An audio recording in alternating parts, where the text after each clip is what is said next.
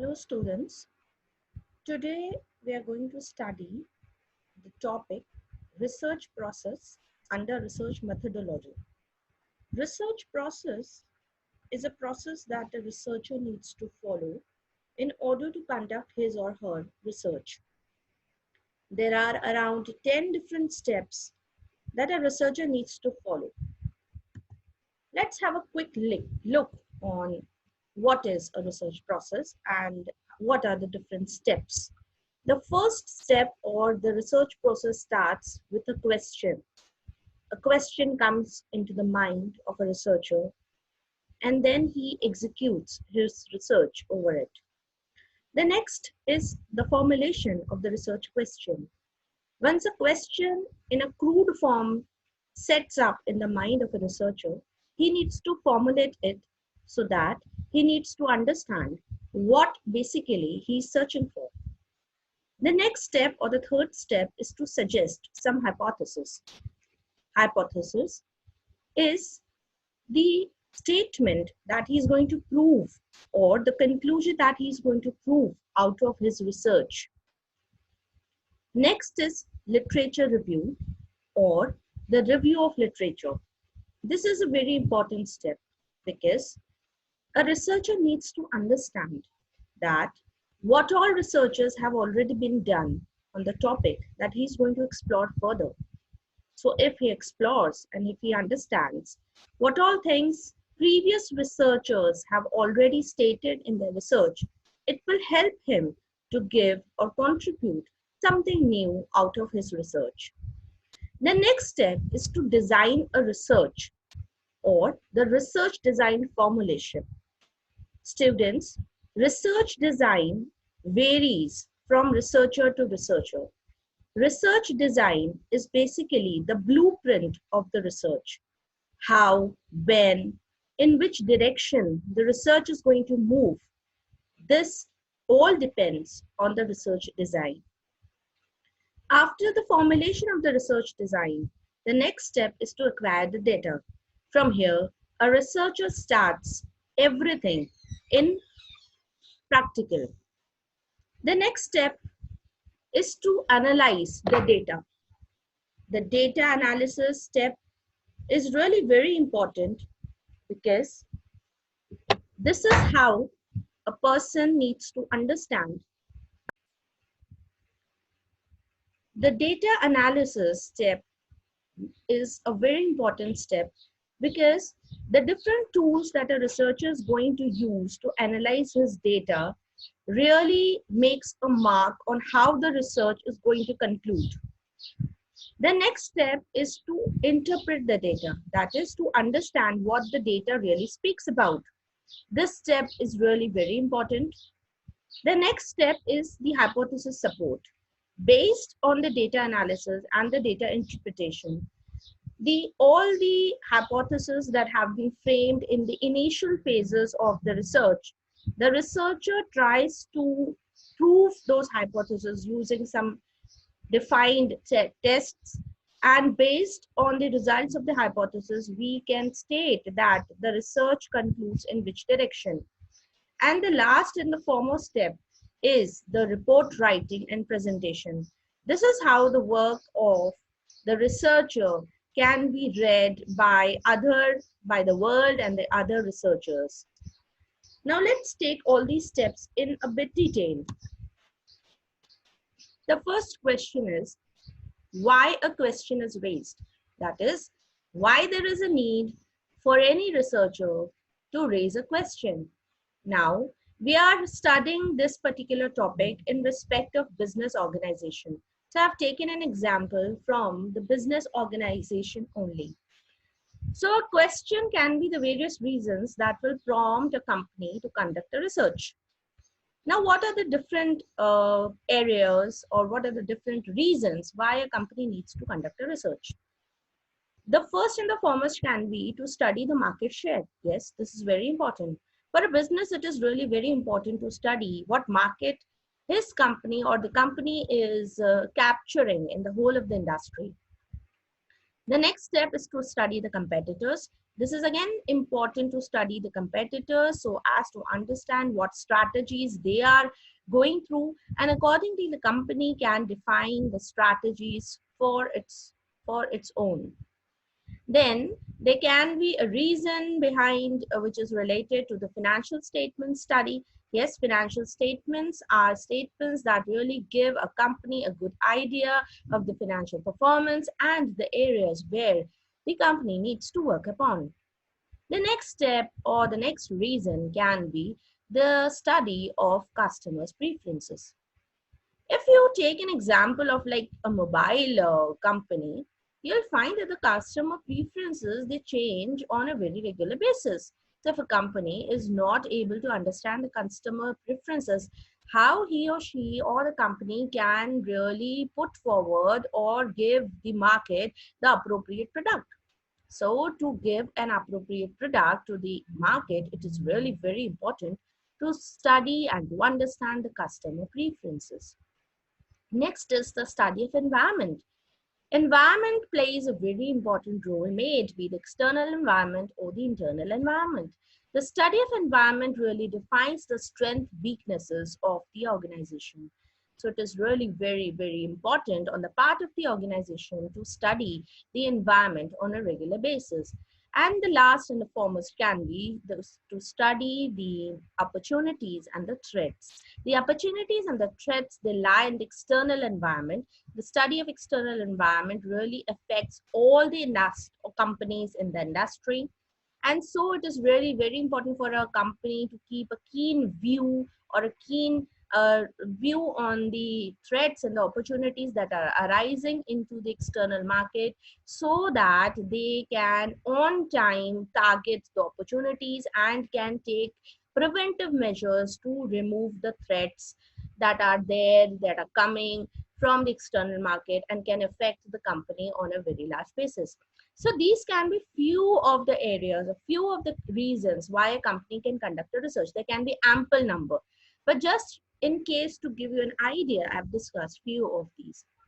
Now, after a question is raised and after knowing that in which area we really want to do the research, it is very important to move on to the other step, because we are normally focused on a time-based research. Business research is a time-based research.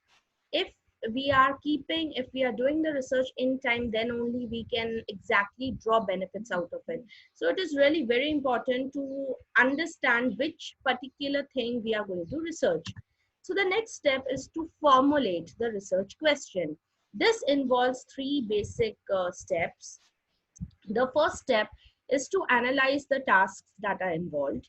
The second step is to do the environmental study or the environmental context. And the third one is to define the problem. So the first step, it involves four different steps. Once we are ready, we know that in which direction we have to move. We need to discuss those things with the decision makers. The decision makers, they will study and they will tell you that, okay, fine, this is the area that we are going to study. So in that particular area, what decisions we are really looking forward. Then we'll have a discussion or an interview with the industry experts that will give us an in-depth view of the present situations. We will also go through the different secondary data that is available with us. And the qualitative research, we will definitely do qualitative research in this respect will be to interview and to go around and talk to people. So in this way, the basic periphery of the research will develop. Then we will do some industrial or some environmental study. In this, we are going to study the past information, some forecasts that have been made. What are the resources available? What are the constraints they are there in front of the company? What are the basic objectives we are looking forward? What is the buyer behavior, the legal environment which is prevailing, the economic environment, and lastly, the marketing and the technical skills that are there. So basically doing these first two steps, we are basically analyzing the present situation that is there in front of us, because it is really very important to understand the present situation. We cannot start a study just based on a, a single mindset. These two steps, they will give us a holistic view of the research problem that we are facing, and then based on the data that we receive from these two steps, we are going to formulate or define the problem in the third one. So now there are two different types of problems. A management student should really understand this fact very particularly. There are two different types of problem. One is the management decision problem and the other one is the marketing decision problem. Students, management decision problem is basically the problem which is related to the problem symptoms, and the marketing decision problem is what is called the business research problem, which is for what we are doing the research, that is the cause of any symptom. See, the problem that we are saying, the problem can arise due to various various reasons. So if you're going to solve the problem, it will be solved in a very temporary basis because you have not solved the reason of that problem. The symptoms that are being shown into the market, if you go for resolution of the symptoms, then only you're solving the problem on a superficial basis. But what is more important is to understand why those symptoms are being showed. And you have to cater or you have to solve the reason of that particular symptom. Once you resolve the symptom or the root cause of the problem or the symptom will get automatically resolved. So this is what you have to do when you are in a managerial position. Don't just go for the symptoms. Try to find out the root cause of those symptoms and try to focus on the resolution of those root causes, so that automatically the symptom that is being showed or the problem that is being showed, it will get resolved. So this is how we define the problem. After the formulation, the next step is to suggest the hypothesis. Hypothesis, as I told you, it is a provable assumption. The researcher takes an assumption in the very beginning of the research, that this is what my research is going to conclude, and then based on that hypothesis, he or she moves forward with the research process. And after the data has been collected and analyzed and interpreted, he or she tries to actually understand that to what extent he or she is able to prove the hypothesis. So hypothesis plays a very important role to keep the researcher intact of what he is doing, because a researcher, when he moves into a research study, can go any way around. But as I told you that we are doing a time based research, there is a fixed time into which we have to complete the research. So it is very important for a researcher to stick to what he is doing. So, in the process of suggesting the hypothesis based on the marketing research problem and the theoretical concepts that we have taken, we will define the research problem, and or base we will take an analytical model into consideration, and then we will define the hypothesis. The structure of the hypothesis we'll be taking in the further classes, but over here this is very important, that what is the base of a hypothesis, how a hypothesis is developed. So in the previous in the second step, we did we studied the marketing research problem, and then the theoretical base was also developed in the first two steps. So based on that, we come out to a research problem, that okay fine, this is the research problem we are really looking forward. And then we will take an analytical tool into the model, that okay fine, are we going to study the variances, or we are going to study the means, or what basically the relationship between the variables, what exactly we are doing.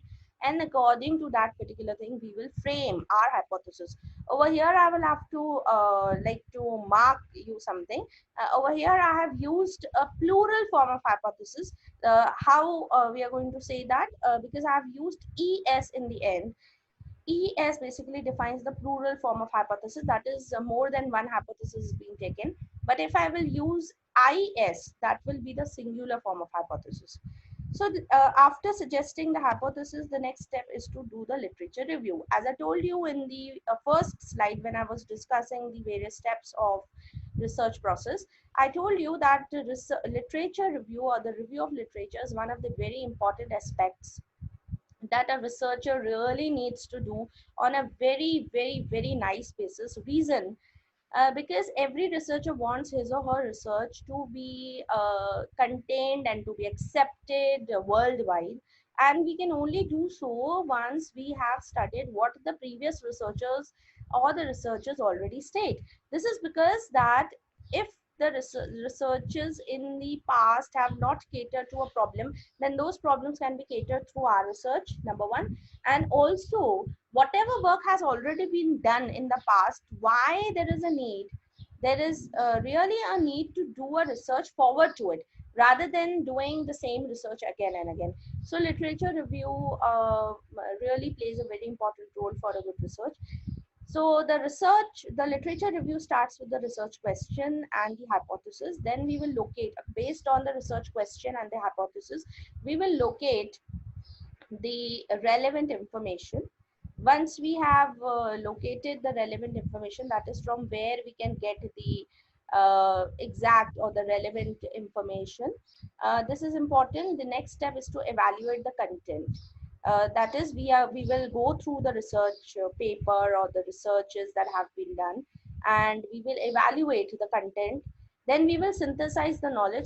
Synthesizing the knowledge means that we are going to extract the important information from the relevant content that we are going through, and then we will summarize it. Now, when we look for a paper, when we read a paper, what are the essential things that a researcher really needs to understand, and what are the important factors or the content that we really need to focus on? So when we are evaluating a research paper, it is really very important to go through the research methodology. And also you need to understand that what processes or the data analysis tools have been used, what are the basic interpretation things that have been undertaken. Then the hypothesis, what is the hypothesis of the research paper, what are the conclusions, what are the recommendations, and what are the limitations. So research design will tell you everything holistically. It will tell you what the research paper really states, and then the conclusions, the limitations, the recommendation, they will let you know the relevance of that. And once we have taken all those data, now a researcher really needs to understand what are the similarities and the differences among the different articles in the research results. What similar things all researchers are saying, and what are the differences, because the differences are something which we can really focus on. Then what are the theoretical claims, what theoretically the papers are saying, and what are the methodological approaches, means what previously whatever researchers are done, they are done in which format. So this is really very important for you or for a new researcher to understand that previously what methodologies the people have already worked upon. So you can also carry your research in the same direction, or if you want to do something different, you can definitely focus on different methodological approaches. Then we should also understand and identify the open questions and the directions for the further. As I told you that a researcher really needs to focus upon the recommendations. So definitely, what are the new things that a researcher can cater to? This is what we can come to know from the study of review of literature. And to identify the questions that really needs an investigation. So there can be some questions that are not answered in the previous researches to an extent where they should have been. But if there you find some of the questions, you can really jot them down, and through your research, you can definitely try to answer those questions. And also we need to understand the relationship between the various materials. If like there are something common is there, we can definitely try to work upon those. So these can be few of the inferences that we can draw out of other previous researches. Then the next point that we need to understand is, the next step is,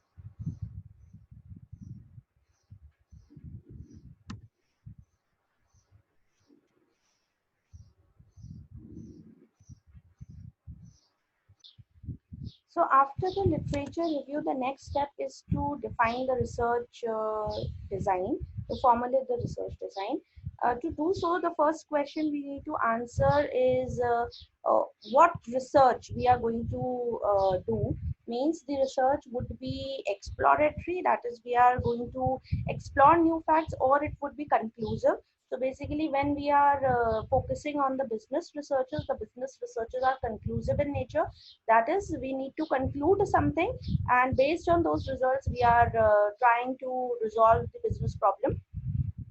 We will also do the situational analysis for this. We will also estimate the value of the information. That is, through the research design, we need to exactly understand whatever information we are getting, what is the value of that information. We will try to define the data collection approaches. That is how we are going to collect the data on the secondary basis, and on the primary basis, what tools, techniques we are going to use in order to collect the primary data. What will be the measurement and the scaling technique? That is, if we take an example of a questionnaire, so whatever questions we are framing into it, what would be the scaling technique of those? Because all these things will definitely put a great impact on the quality of the data that we are drawing, and then how we are going to interpret it, how we are going to analyze it. The tools of analysis will definitely depend on what type of scaling we have taken.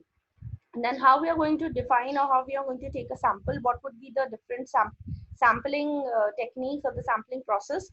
The model of analysis, what analysis tools we are going to use. We will also put focus on the ethics of the research. Then the financial and the time constraint. This is really very important as far as a good research is concerned. And then how we are going to present the research proposal. So all these questions will be answered when we design a research design. In this, try to focus on each and every aspect of the step that we really need to go ahead while we are executing, or while we are doing a research. Then how data is acquired. So first of all, data is acquired when we start with the data collection. We need to select the field workers, that is, who all will help us out in the collection of the data. We have to train the field workers, then we will collect the data. The data can be collected on two bases.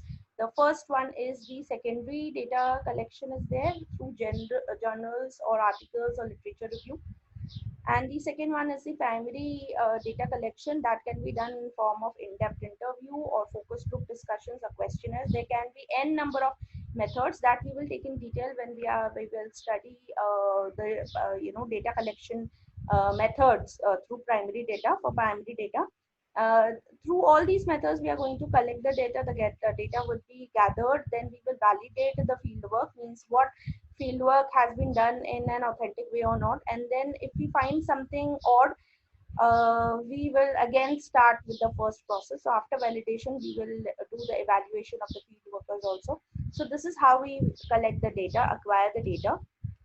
After the acquiring of the data, we will do the data analysis. So whatever data has been collected, we will check it through the questionnaire. Then we will edit the questionnaire if it is like if something is odd in that. We will code everything, because when we are analyzing the data, we normally go for some softwares. So according to the software, we need to code the data. We will transcribe it, and then we will do the data cleaning. That is, we will try to eradicate, or we will put off the data which is irrelevant for us.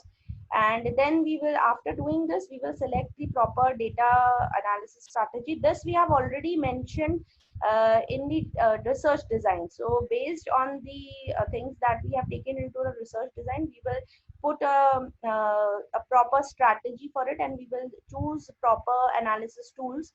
The analysis tools can be, for example, frequency distributions can be there, cross-tab analysis can be there, multiple regression, cluster analysis, factor analysis, perceptual mapping, conjoint analysis, and data mining. So these can be some of the data analysis tools that can be used to analyze the data that has been collected through our research. Then the next process is to interpret the data. Interpretation of data is really very important. Interpretation really gives us an insight to what extent and to what we exactly mean out of the analysis that has been done.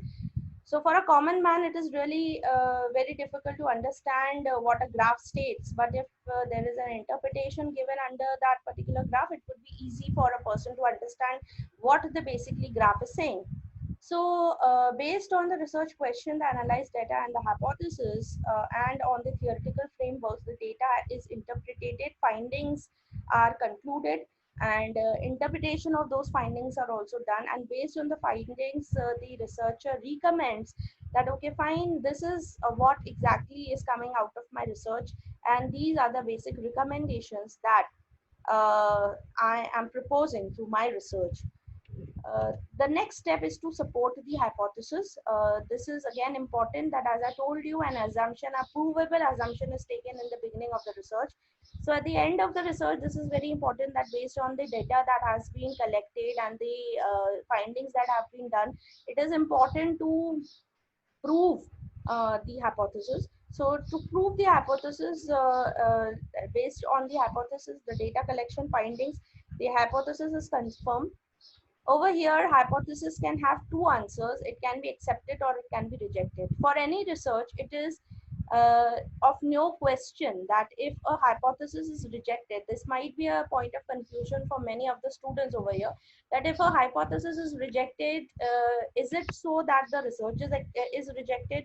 No, it is certainly not. Because research, we are doing the research to exactly understand what we want to prove, what we really want to prove. So basically, when our research is or a hypothesis is rejected, there are points, there are things that we need to evaluate. And research rejection really doesn't mean, or the hypothesis rejection really doesn't mean that we are rejecting the or the research.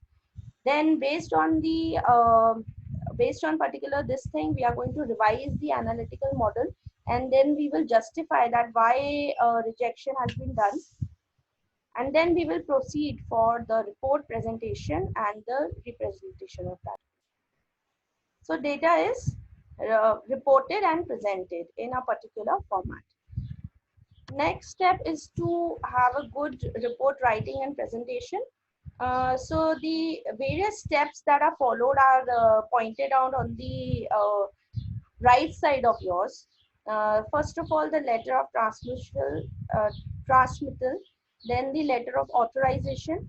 This is the basic sequence that a good research proposal or a good research process should include. Then the table of content should be there. The executive summary basically summarizes everything in one page or two pages. The problem definition is there, approach to the problem, the research design. This is a part of research methodology. The sample and the data collection, the data analysis, results, limitations, and the conclusions and the recommendations. So basically the report writing part, it depends upon the researcher, but the basic steps that the common steps that a person can answer are these common steps. Main focus what a researcher should really keep upon is, number one, the executive summary. Then each and every table which is there, it should be referred. The graphs or the diagrams that are there, it should be referred, means a caption should be put underneath. Then the whole research should be divided into some chapters, like it can be introduction on the first part, then it should be the review of literature, then the research design, the steps that we have followed, we need to put those steps also in that particular report. So the third can be the research methodology or the research design part.